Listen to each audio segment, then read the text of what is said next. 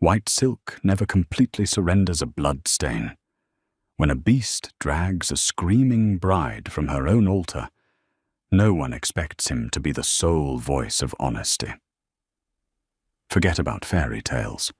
What follows is strictly a confession of survival. The stained glass windows of St. Jude's Cathedral in Brooklyn cast long, fractured shadows of crimson and gold across the marble floor. Lydia Bianchi stood in the vestibule, her hands trembling so violently that the delicate stems of her white orchids threatened to snap. On October 14th, she was entirely prepared to sign her life away. In their world, the subterranean, unspoken aristocracy of New York's organized crime, a marriage is never born of love. It is a contract signed in blood and sealed with a kiss. Her groom was Leo Falcone. To the public eye, Leo was a charismatic real estate developer, a fixture at charity galas, and a man with a blinding, practiced smile. To Lydia, and to anyone who knew the truth of the city's underbelly, he was the ruthless heir to the Falcone syndicate. Their union was supposed to end a decade-long turf war over the port authorities. She was the olive branch. She was the sacrificial lamb in a $50,000 Vera Wang gown. "You look breathtaking, Lydia," her father murmured, stepping beside her. His voice was hollow, devoid of the warmth a father should have on his daughter's wedding day. He wasn't looking at a bride. He was looking at a treaty. "Thank you, Papa," Lydia whispered, adjusting the heavy tulle veil over her face. It felt like a shroud. The organ music swelled a heavy, suffocating dirge, masquerading as a bridal chorus. The heavy oak doors swung open, and she began the long walk down the aisle. Hundreds of eyes turned toward her capo's politicians, judges in the Falcone's pockets. At the altar, Leo waited, looking impeccably sharp in a bespoke tuxedo.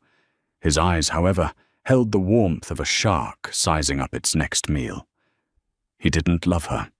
He loved what she represented, total dominance over the Bianchi family. Lydia reached the altar. Leo took her hand, his grip slightly too tight, a silent reminder of who was in control. The priest began the liturgy in slow, droning Latin. She closed her eyes, praying for numbness. Then the world exploded. It started with a concussive boom that rattled the cathedral's ancient stone foundations. The heavy mahogany doors she had just walked through were blown off their hinges, splintering into deadly shrapnel. Screams tore through the sacred silence. The air instantly thickened with the acrid stench of cordite and pulverized drywall. "Get down!" Leo shouted, but he didn't pull her with him. He dropped her hand instantly, reaching into his tailored jacket, retreating behind the heavy marble baptismal font. He left her standing completely exposed at the altar. Automatic gunfire echoed off the vaulted ceilings. Women in designer gowns dove beneath pews. Men returned fire, their weapons flashing in the dim light. Lydia froze, paralyzed by a terror so profound it anchored her feet to the floor. Through the smoke and chaos, a team of men in tactical gear swarmed the aisle. At their center walked a man who seemed entirely immune to the panic. He didn't run, he didn't duck. He moved with the terrifying predatory grace of a wolf stepping into a sheep pen. He wore a dark, tailored suit, unbuttoned at the collar, and his hands were empty, though the men flanking him carried enough firepower to level a city block. She knew his face from the hushed, terrified whispers of her father's soldiers. Dominic Moretti, the head of the rival Moretti syndicate, the man Leo had supposedly brokered a ceasefire with just 3 days prior. He was brutally handsome, with sharp patrician features, dark hair, and eyes so pale grey they looked like chipped ice. Dominic's gaze locked onto her. He didn't look at the shooting. He didn't look at Leo cowering behind the marble. He looked only at the bride. Before Lydia could command her legs to run, a heavy arm wrapped around her waist, hoisting her off the ground with terrifying ease. It wasn't Dominic, but one of his massive lieutenants. "Let me go!" she shrieked, kicking wildly, her satin heels flying off into the chaos. "Leo, Papa!" She looked back frantically. Her father was pinned down by the choir loft. Leo was barking orders into a radio, not even glancing in her direction as she was carried out the side exit. The realization hit her like a physical blow. Neither of them was coming for her. She was tossed violently into the back of a waiting black SUV. The doors slammed shut, enclosing her in a dark, leather-scented vacuum. A second later, the opposite door opened, and Dominic Moretti slid into the seat beside her. The convoy roared to life, tires screeching against the pavement as they tore away from the church. Lydia scrambled as far away from him as the spacious seat allowed, pressing her back against the tinted window. Her breath came in ragged, jagged gasps. Her veil was torn, her immaculate hair falling in wild strands around her face. Dominic smoothed the lapels of his suit, his breathing completely, even as if he had just returned from a brisk morning walk rather than a cathedral shootout. He finally turned his head to look at her. Up close, the coldness in his eyes was staggering. "Scream all you want, Lydia." Dominic said, his voice a low, gravelly baritone that vibrated in the tight space of the car. "The glass is bulletproof and soundproof. Save your oxygen. You're dead," she choked out, trying to sound venomous, but only managing to sound terrified. "My family, Leo, they will burn your entire empire to the ground for this. You broke the truce." Dominic let out a short, cynical laugh. It was a dark, hollow sound. "The truce?" He leaned forward, slightly invading her space, and she caught the faint scent of expensive cologne and gunpowder. "Your fiancé broke the truce at 2 a.m. this morning, when he sent a hit squad to blow up my waterfront warehouse with 5 of my men inside. Today wasn't a wedding, little bird. It was a distraction." Her heart stuttered. "You're lying. Leo wouldn't. Leo is a rat who uses a bride as a human shield." Dominic cut in smoothly. "You saw it yourself. When the doors blew, did he cover you, or did he leave you in the line of fire?" The memory flashed in her mind. Leo dropping her hand, diving for cover, leaving her standing in the open. A sickening knot formed in her stomach, but she raised her chin, clinging to her pride. "Why am I here? If you want revenge on Leo, kill him. Why take me?" Dominic reached out. She flinched, but he only caught a torn piece of her white veil between his fingers, rubbing the delicate fabric. Because Leo Falcone values his pride above his life. Taking his bride on his wedding day embarrasses him in front of the 5 families. It strips him of his power. You aren't a person to him, Lydia. You're property. And I just stole his most expensive asset. He dropped the veil and leaned back, his eyes closing briefly. Welcome to the real war, Lydia Bianchi. Try not to get caught in the crossfire. The drive lasted 3 hours, moving deep into the forested, isolated expanse of the Catskills. The SUV finally passed through a set of heavy wrought-iron gates, crunching up a long gravel driveway to a sprawling, modern stone fortress hidden among the pines. Lydia was escorted inside, not at gunpoint, but by the sheer, suffocating presence of Dominic's men. She was led up a sweeping glass staircase to a master suite. "Don't try the windows. They're reinforced," Dominic said, leaning against the doorframe as she stood rigidly in the center of the room. "There's a change of clothes in the closet. Food will be brought up. If you need anything, ask the guard outside." "I need to go home," she said, her voice finally steadying. Dominic looked at her, a flicker of something almost like pity crossing his icy features. "You don't have a home anymore, Lydia. The moment you became a pawn in this war, your father wrote you off. To him, You are a casualty." He closed the heavy oak door, and the click of the lock sounded like the final nail in her coffin. For the first 3 days, she refused to speak. She paced the room, a caged animal. She changed out of her ruined wedding dress and into the simple cashmere sweaters and leggings she found in the wardrobe. The estate was terrifyingly quiet. There were no screams, no sounds of torture, just the distant crunch of patrol boots on gravel and the low hum of security servers. On the 4th night, the silence was broken. The door unlocked, and Dominic walked in. He looked exhausted. His suit jacket was missing. His shirt sleeves were rolled up, and there was a dark, blooming stain of crimson on his left forearm. He carried a silver tray with a plate of hot food and a glass of wine, which he set on the small table by the window. "Eat," he commanded, his voice tight with pain. Lydia stood her ground, staring at the blood on his arm. "Are you going to bleed to death on my carpet?" Dominic glanced at his arm, pressing a white handkerchief against the wound. "It's a graze.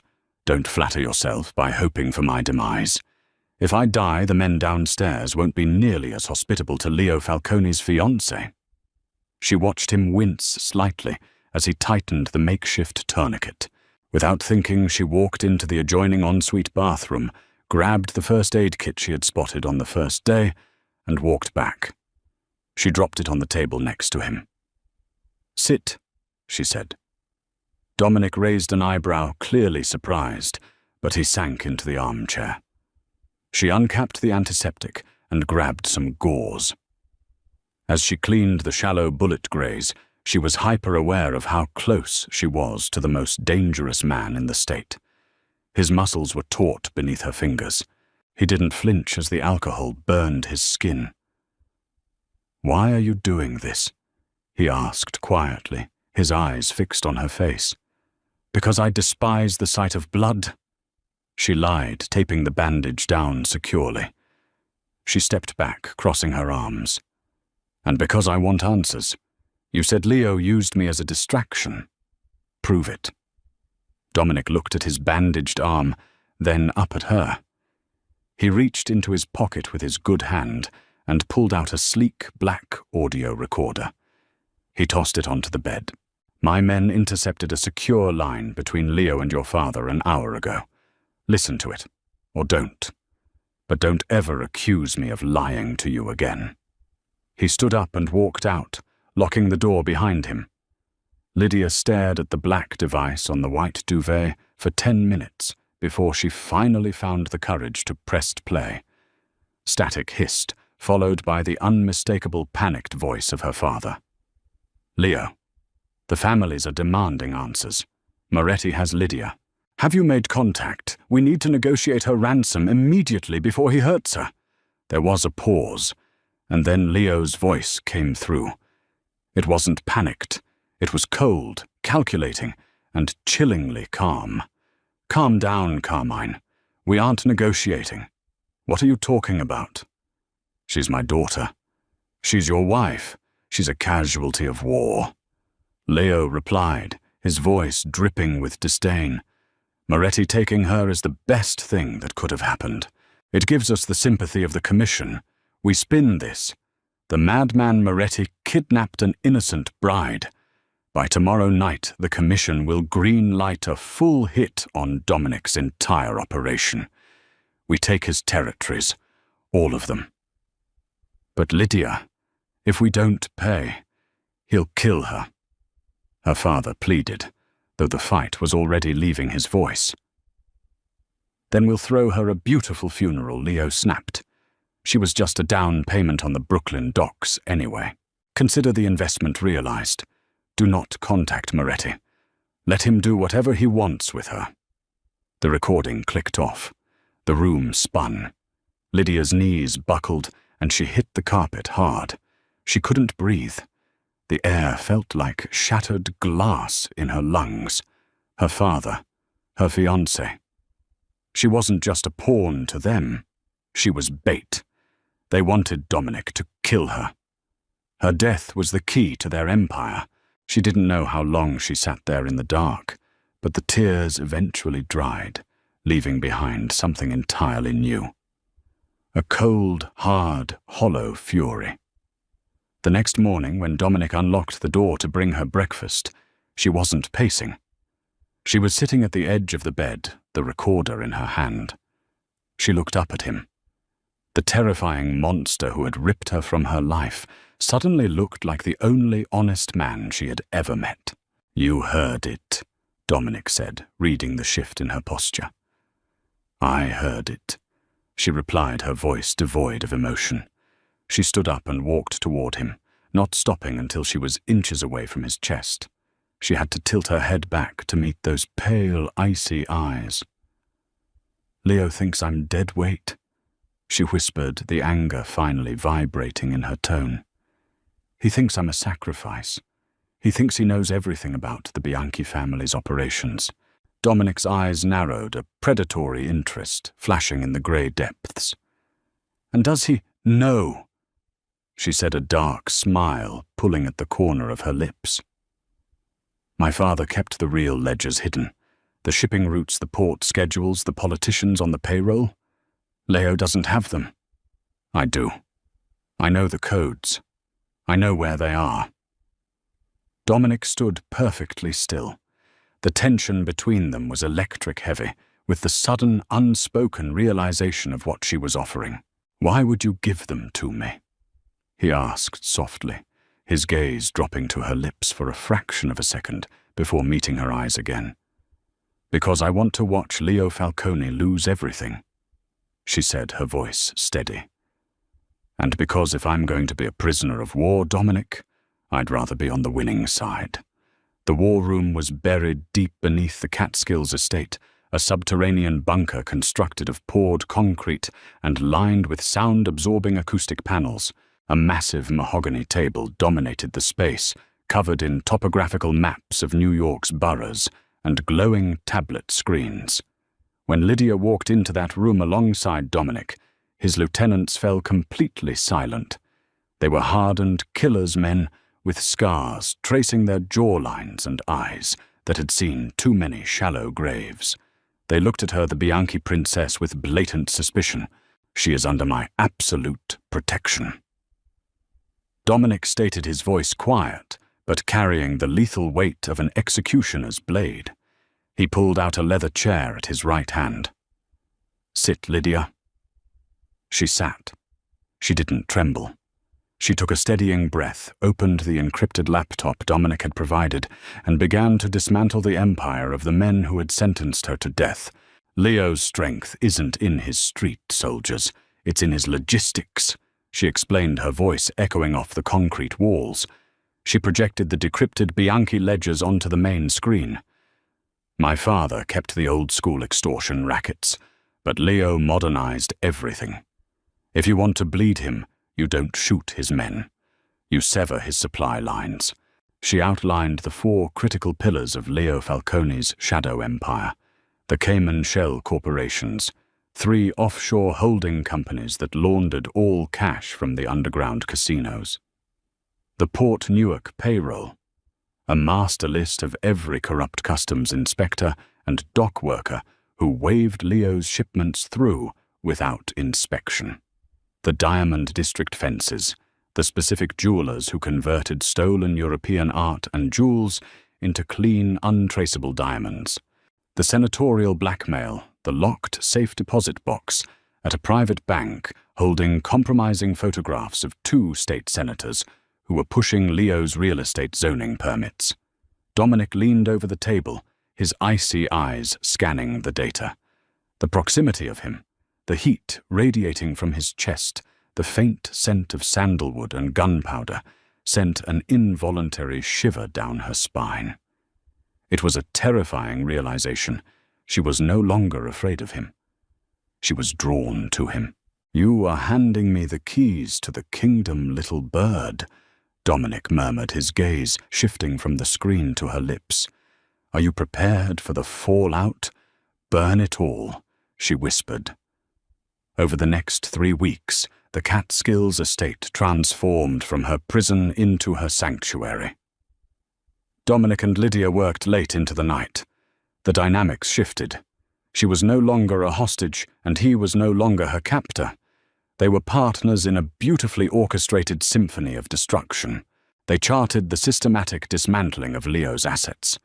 Dominic's ruthlessness, combined with her intimate knowledge of the Bianchi Falcone network, created an unstoppable offensive. As Leo's empire hemorrhaged money and territory, his desperation became public. The 5 families witnessing the sudden and catastrophic collapse of the Falcone syndicate began to pull their support. Leo was bleeding out, and the sharks were circling, but amidst the blood and the strategy, something else was blooming in the dark. It was a Tuesday night, raining in sheets against the reinforced glass of the bunker. The lieutenants had retired. Dominic and Lydia were alone, a half-empty bottle of Macallan 18 sitting between them. She was staring at the glowing map of Brooklyn, watching the red territories turn into Moretti grey. "You look tired, Lydia," Dominic said. He reached out his knuckles, brushing the dark circles under her eyes. The touch was impossibly gentle for a man whose hands were stained with so much blood. "I'm just thinking about my father," she admitted, the vulnerability slipping out before she could stop it. "He really didn't care. Not even a little." Dominic's jaw tightened. "Men like your father, men like Leo, they don't understand loyalty. They only understand leverage. You were never a daughter to Carmine. You were currency." He stepped closer, crowding her space, forcing her to look up into those pale storm cloud eyes. "I don't deal in currency, Lydia. I deal in blood, and I protect what is mine." "Am I yours?" she asked, the whisper barely audible over the roaring rain. "You have been, since the moment I carried you out of that church," he answered. His hands framed her face, and when his lips crashed down on hers, it wasn't a gentle romantic kiss. It was a collision of survival grief and raw, unrestrained possession. She kissed him back with all the pent-up fury and passion that had been building inside her for weeks. Her hands tangled in his dark hair, pulling him closer, anchoring herself to the only man who had never lied to her. They didn't sleep that night. They forged a new contract, one not signed on paper, but whispered in the dark, skin against skin. She was no longer Lydia Bianchi. She was a Moretti now. By the end of the month, Leo Falcone was a ghost of his former self. His bank accounts were frozen, his shipments seized, and his allies had abandoned him. Cornered animals are the most dangerous, and Leo finally demanded a parley. He called for a sit-down at the Pierre Hotel on Fifth Avenue, a neutral ground historically respected by the Commission. It was the same elite space where legendary bosses like Carlo Gambino once held court in the shadows of high society. To break the peace at the Pierre was to invite the wrath of every crime family on the eastern seaboard. "You don't have to go," Dominic said, as Lydia stood before the full-length mirror in the master suite, adjusting the high collar of her black silk dress. She looked entirely different from the trembling, white-clad bride from a month ago. She looked like a widow.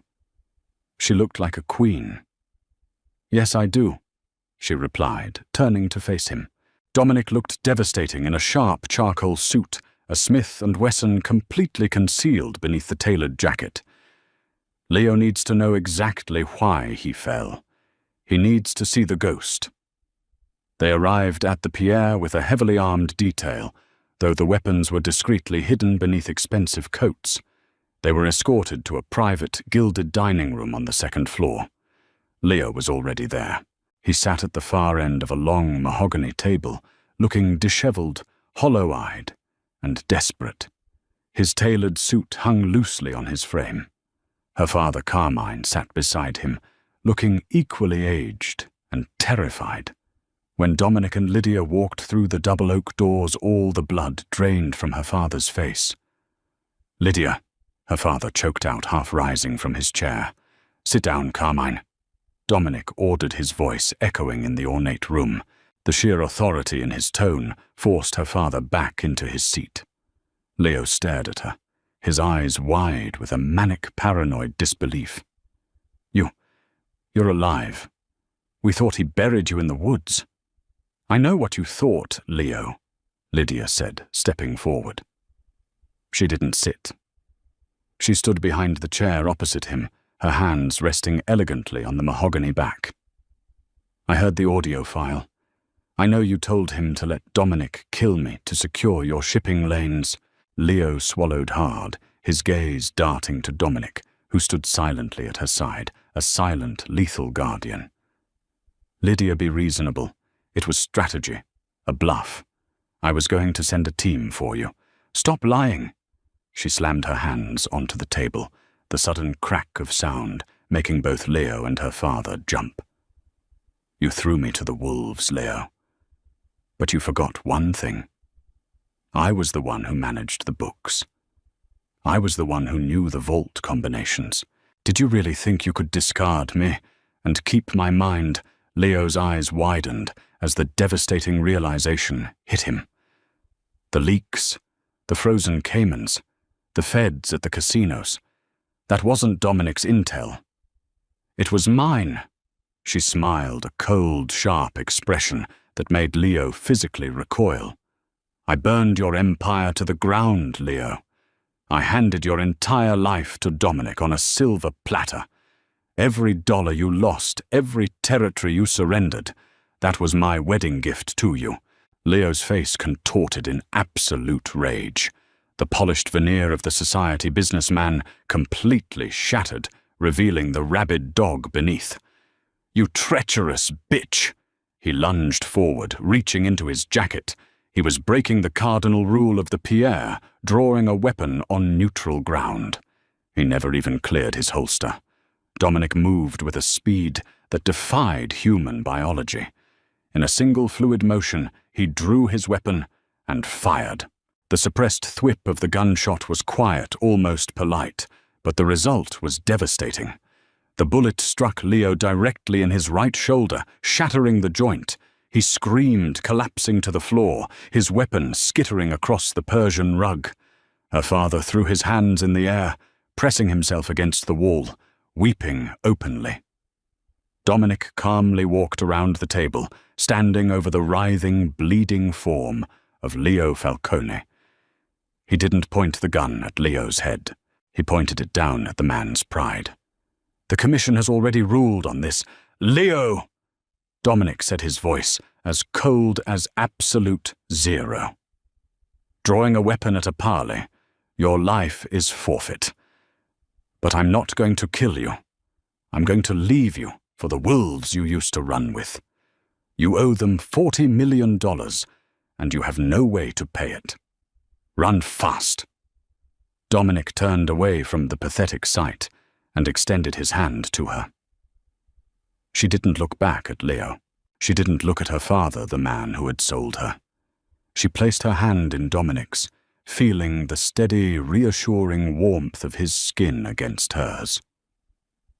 They walked out of the Pierre together, leaving the ruins of her past bleeding on the carpet. The crisp New York autumn's air hit her face as they stepped out onto Fifth Avenue. The city lights glittered like scattered diamonds. "Where to now, Mrs. Moretti Darfour?"